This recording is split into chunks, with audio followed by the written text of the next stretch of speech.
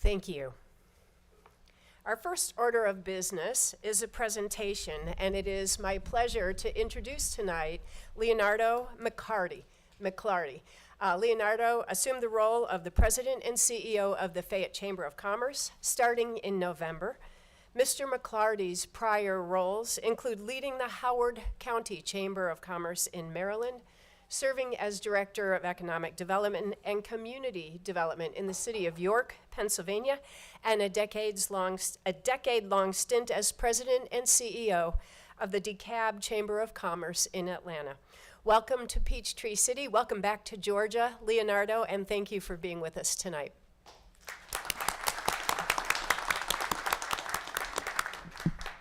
Well, let's see. Okay, so this is on. Well, thank you, Mayor, for extending the invitation and certainly to members of the council. I'm going to see if I can raise this a little bit, or at least can you hear me okay? I'll just project. I'm a father of 3 daughters, 2 of which are twins, so I think I got this maybe loud speaking thing down pat. All right. But again, I'm going to spend just a few minutes sharing.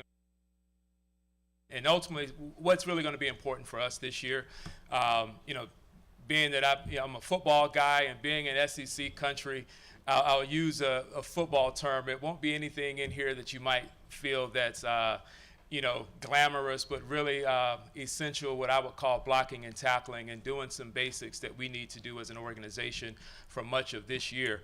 But so without further ado, I'm going to get started. And the first thing, let's see. I'm going to make sure I follow instructions. I hit it one time. Okay, let's try it again. Help is on the way.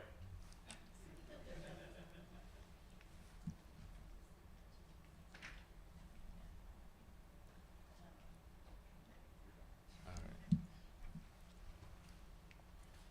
So the first thing I'm going to do is just share a little bit about what the Chamber is. Certainly, I know many of you up there are very familiar, but for those that may be watching or here in the audience, oftentimes what I've found over the years is that people will have heard of a chamber, but oftentimes may not know exactly what it is that we do. We have this joke within our industry that sometimes people see us maybe as the place to go and get maps. You know, that you're starting to have a family reunion or some gathering and someone says, hey, well, stop by your local chamber and get us information on the city, the county, the place, or what have you. But ultimately, one of the things I like to say is that we are a community organization with a business focus. And so with that, you see a lot of the references where in this case it says where business and community connect. And ultimately our mission is that we want to promote the success of our membership and the community, ultimately doing that through leadership, service, and advocacy. Advocacy being that of really wanting to foster a pro-business environment, if you will. And so the other thing I like to also say is that we want to be a catalyst for positive community growth, jobs, and investment.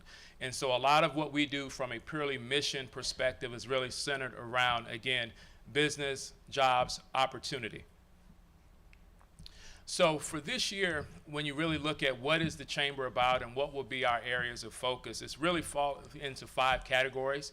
And I would like to say with those categories, it's 5 E's: engage, encourage, evaluate, enhance, expand. And so what do we mean by that? The first thing is starting with engage. Again, as a membership-based organization, so local governments, not-for-profits, large businesses, small businesses, medium-sized, and the like, institutions like colleges, universities, hospitals, ultimately join the Chamber, and that's who we refer to when we say members. And so as a membership organization, ultimately it's all about how are we adding value, how are we relevant? And so for us, it's going to be constantly reviewing, revising various events. We put on a lot of different events, programs, whether those are seminars, conferences, summits, and things like that, ultimately so that we can help our members and those within the community connect with one another as an opportunity to be able to either promote their business, sell their goods and services.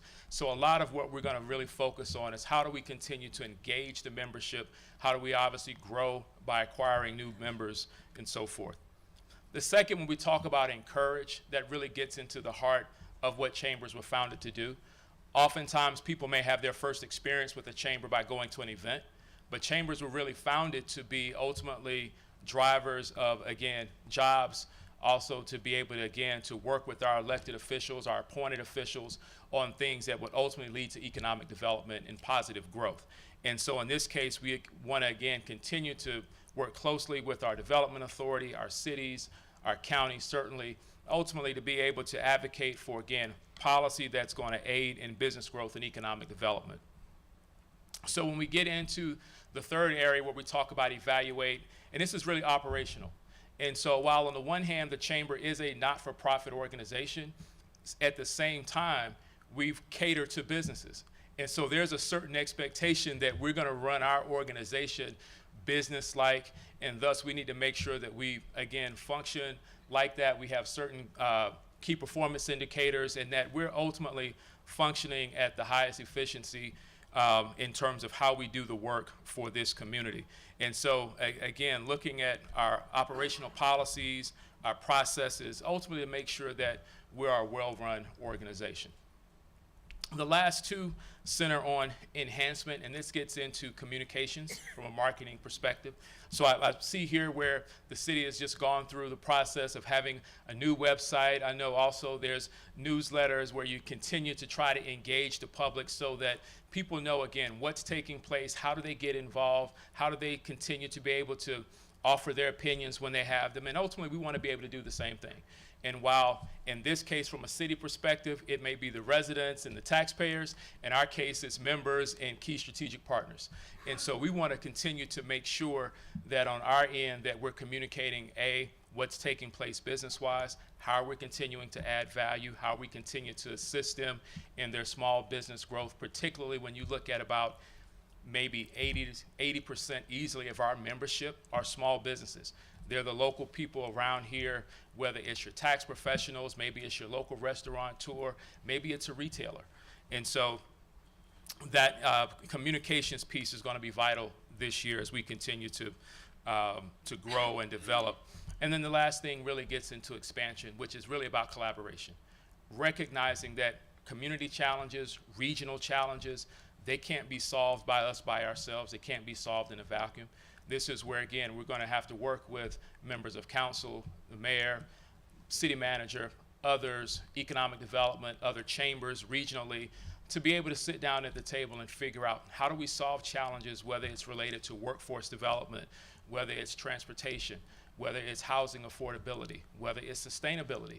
And so all of these things are going to take various groups sitting down, working collectively together if we're going to continue to grow and have the community that we've all, love and want to pass on to the next generations.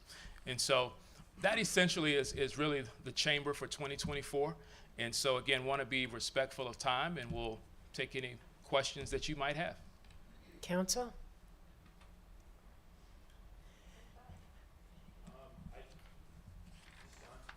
Yes. There it is. How many members are there in the chamber at this time? So right now we have somewhere around 600 members or so. Are all of them business, or are there some individuals in there that are not necessarily business related? They're don't know the exact percentage, but I would say very few would be individuals. Okay. If there are individuals, they tend to be solopreneurs or consultants that maybe by choice they're a business of one. Okay. And the location is over by Truett's Luau. Yes. That's what everyone says. Okay. Very good. And when are the meetings held? So we have various, not necessarily just one meeting per se, but we have things throughout the course of the month. So as an example, next week, we'll have at different times business seminars. We have our legislative reception, which hopefully you all are aware of, that's coming up the second week. So there are various events taking place all throughout the course of the month that some are members only, but the vast majority are open to either members and interested persons in the community. One final question. Do you collaborate with other surrounding chambers of commerce, like Yeah. Coweta and others? We do, and so I'll give you one group that we are part of that's called the Regional Business Coalition. And that's been around since when I was in DeKalb, so I think it's probably got about a 20-year history. And ultimately, I like to say we work on things that don't know boundaries. Typically, it's air, transportation, water, and it includes chambers from as north as Hall County, going down to Henry, going west over into Carroll, and then going back east. I think it goes into Rockdale. And ultimately, we meet collectively about once a quarter to talk about those things that ultimately are going to impact the region. That from an economic, as you know, economic development gets competitive, but if you don't have clean air, if you don't have water, if you don't have the proper roads to move goods, then it doesn't matter. And you need the land along with that. Absolutely, absolutely. So that's an example of how we work together. But certainly we do actually last year did a diversity, equity, and inclusion summit with the Clayton and Henry County Chamber. So we definitely try to work with our neighbors, and I know Candace very well in Coweta, and so we're talking about what makes sense for us to work closely on as partners, being that they're right next door to us as well. Thank you, Leonardo. All right. Peachtree City just launched our first e-newsletter that's geared toward our business community on January 17th, and it went out to more than 2,000 businesses in Peachtree City. So we have a lot to do, and we look forward to working with you. Thank you. Thank you, Likewise. Leonardo. Yes.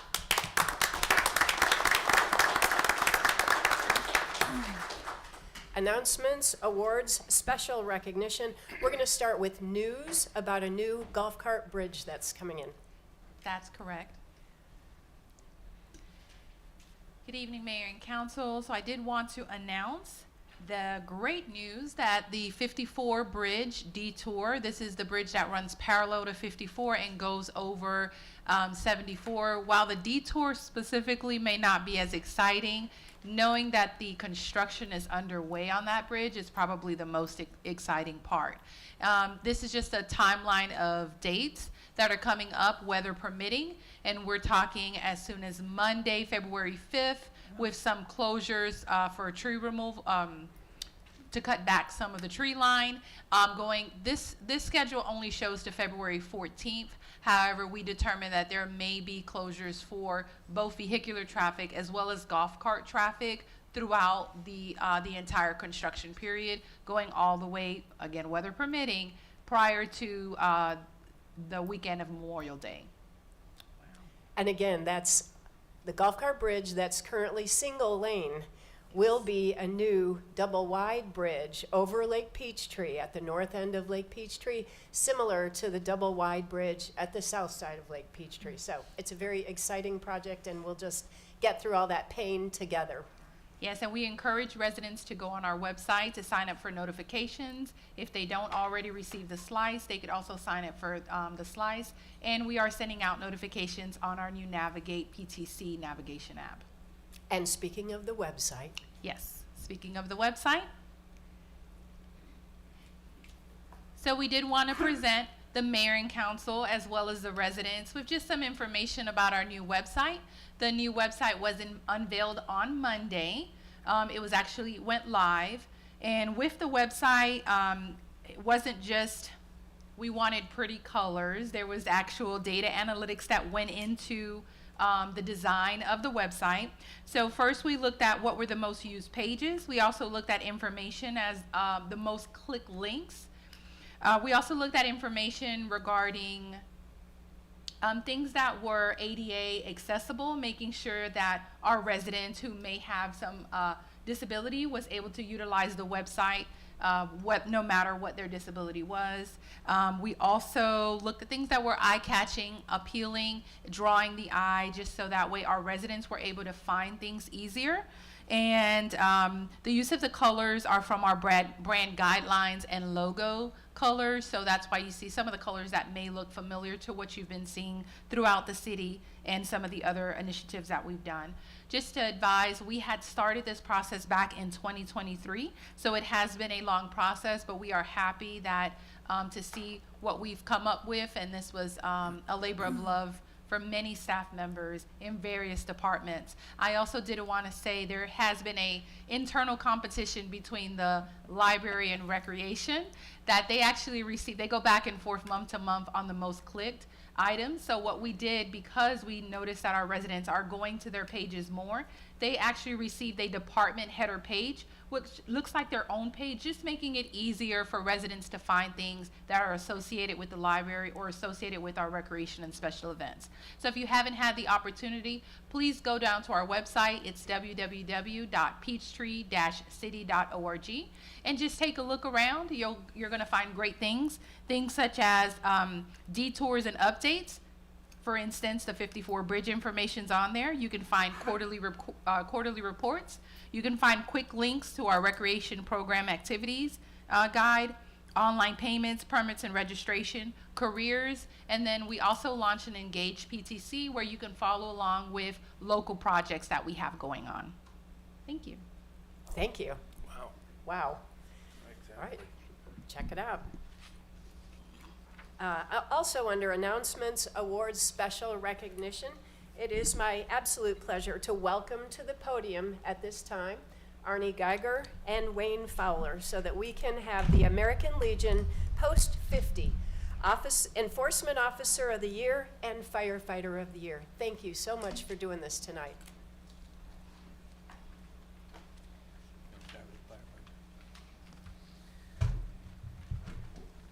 I want to thank the mayor and council for letting us make these presentations right here at the meeting and get a little more recognition for outstanding members of our community. So we'll start with the firefighter of the year, and that would be Mitch Willis. Would you come on up here, please?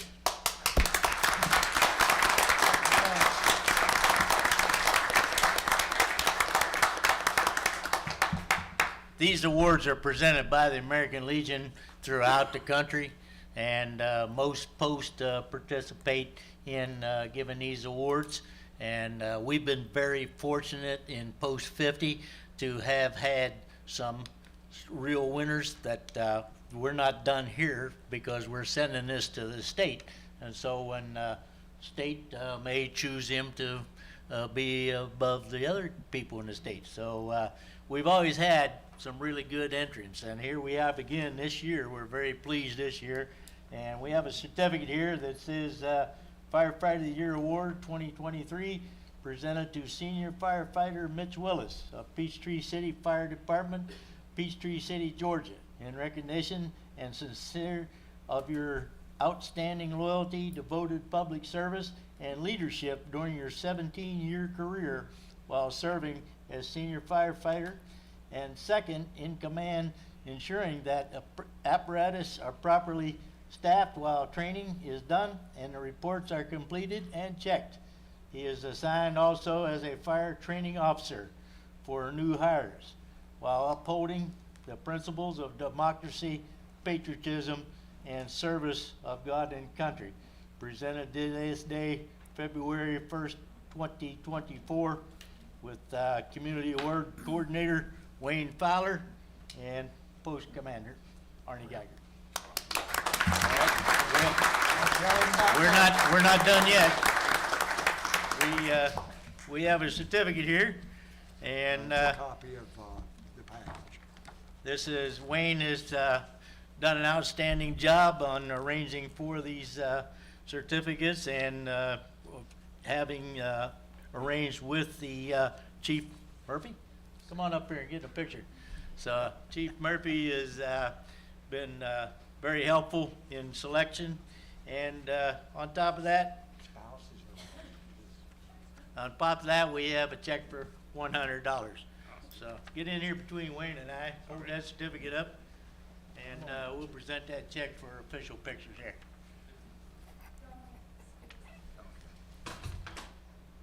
I like firemen. Sure.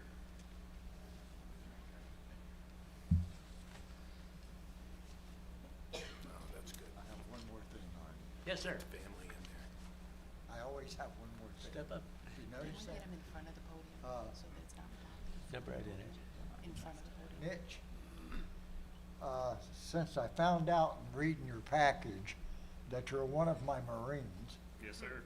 yeah, I call you my Marines because I was in a reserve unit that was Joint Navy and Marines. And heck, if those Marines didn't get a big sheet cake every November 10th, and it said, "Happy Birthday, United States Marines," and down here it said, "And Chief Fowler." Then they would start in on me, this is why I call them my Marines, telling me that God intended me to be a Marine. That's why I was born on the Marine birthday. And he says, I didn't listen. So, I have a Marine challenge going for you here. Awesome. Thank you. Thank you for your service. Yes, sir. Then Thank you. and now. So thank you. All right, let's give Victor a hand.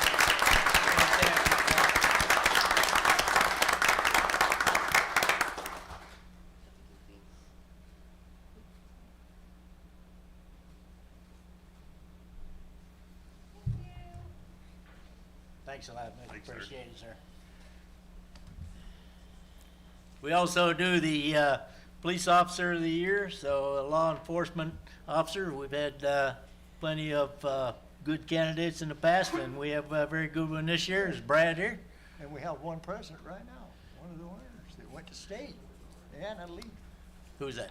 Anna Lee, stand back. Anna, yeah, oh, yeah, yeah. Stand up, wave your hand so everybody see. Okay. Last year, she went to the state, and what'd she do with it? Did she? Yeah. Okay, this appreciate it there, Brad. And Law Enforcement Officer of the Year Award 2023 presented to Sergeant Brad Milstein. Is that correct? Milstein of Peachtree City Police Department, Peachtree City, Georgia, in recognition of sincere appreciation of your outstanding loyalty, devoted public service, and leadership during your 25 years of service in law enforcement with Spalding County Sheriff's Department as a detention officer, and the drug task force was promoted to sergeant. In 2008, he transitioned to Fayette Peachtree Police Department and promoted to traffic lieutenant.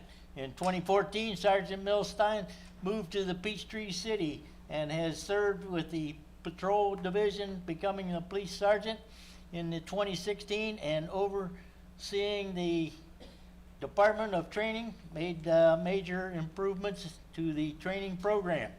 In 2022, he transferred to the Criminal Investigation Division, supervising all detectives while upholding the principles of democracy, patriotism, and service to God and country, presented on February the 1st, 2024 by the American Legion Lyle Brewster Post 50 here in Peachtree City. Coordinator Wayne Fowler, Post Commander Arnie Geiger. There you are, sir.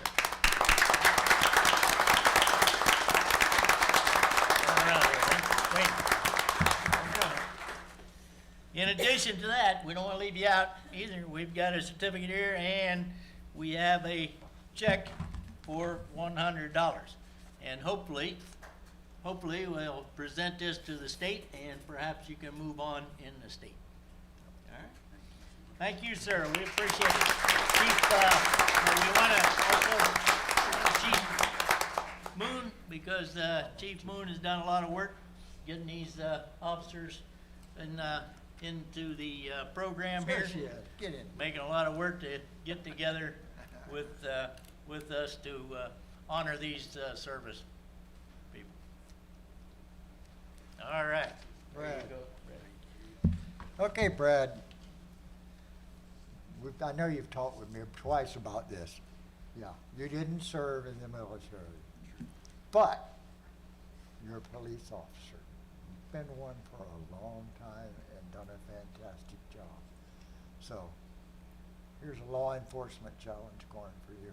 Thank you so much. Thank you. Because you're serving just as hard, probably harder than we did. Okay? Let's give Brad a hand.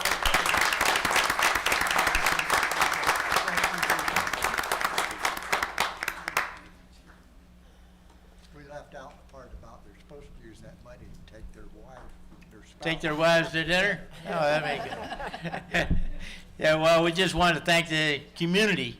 We want to thank the whole community and, of course, the council here for having such an opportunity to present these awards. And we want to thank the people who received awards having such a desire to have such a good community for us.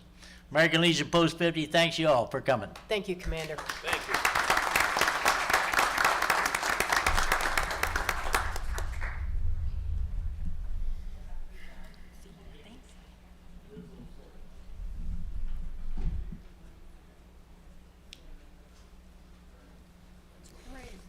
Public comment? Yes, we have 2 individuals signed up to speak. The first person signed up is Traylon Smith.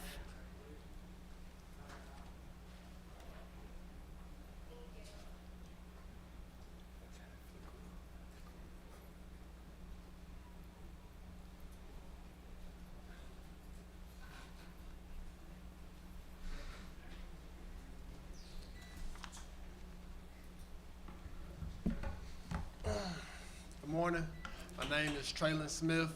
I'm from Atlanta. I'm 34 years old, a single father. Well, me and my fiance take care of my son. He's Created around 2000 and mandated to adopt a 5-year strategic plan. And in that plan, they hand out tasks for other agencies to do, local jurisdictions, water, public water providers, public sewer providers. We're all given a list of tasks of items that we need to do within the next 5 years in order to remain compliant. They do have some sticks. If we do not remain compliant, we lose access to any type of bonds, GFA bonds for water, sewer, or any kind of other public projects that we do, as well as, but the one that